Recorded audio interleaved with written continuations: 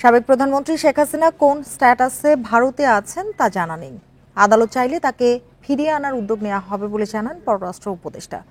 দুপুরে পররাষ্ট্র মন্ত্রণালয়ে তিনি এক প্রশ্নের জবাবে বলেন, সম্প্রতি ভারতের সঙ্গে করা বাংলাদেশের সমঝোতা স্মারকগুলো পুনর্বিবেচনা করা হবে। দেশের স্বার্থ রক্ষা হলে চুক্তির বিষয়ে সিদ্ধান্ত নেবে ঢাকা। প্রিয় নম্বর সেট করে বিকাশে সেন্ড মানি করুন ফ্রি।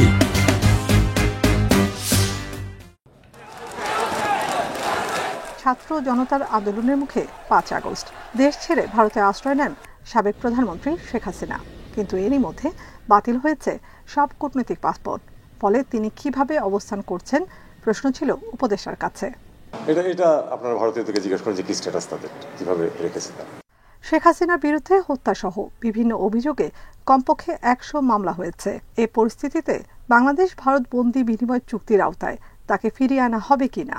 ফেরত চাইলে দিতে হবে, এটা আমি ঠিক মিন করি। আমি যেটা মিন করার চেষ্টা হলো যে যদি লিগ্যাল প্রসেস থেকে একটা প্রশ্ন আসে তাহলে আমরা তো ফেরত চাইতেই পারি, চাইব সত্যি। এটাই যদি আইন আদালত আমাদেরকে বলে যে এটাকে ফেরত আনার জন্য ব্যবস্থা করবো, আমরা সেটা ব্যবস্থা করার চেষ্টা করবো। ভারত দেবে কিনা সেটা তাদের ব্যাপার।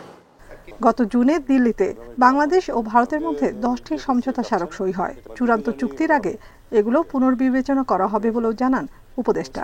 এমওইউ সবসময়ই কিন্তু আবার এটার ওই চুক্তির পর্যায়ে যাওয়ার আগে এটা বিবেচনা করাই হয়, সেটা করা যেতেই পারে। এমওইউ কিন্তু চূড়ান্ত চুক্তি না, কাজে এটা তো আমাদের স্বার্থ ঠিকমতো রক্ষিত হয়েছে কিনা সেটা আমরা দেখতেই পারি, এবং সেই অনুযায়ী স্বার্থ রক্ষা করে যেগুলো চুক্তি করার সময় সেটা আমরা করব।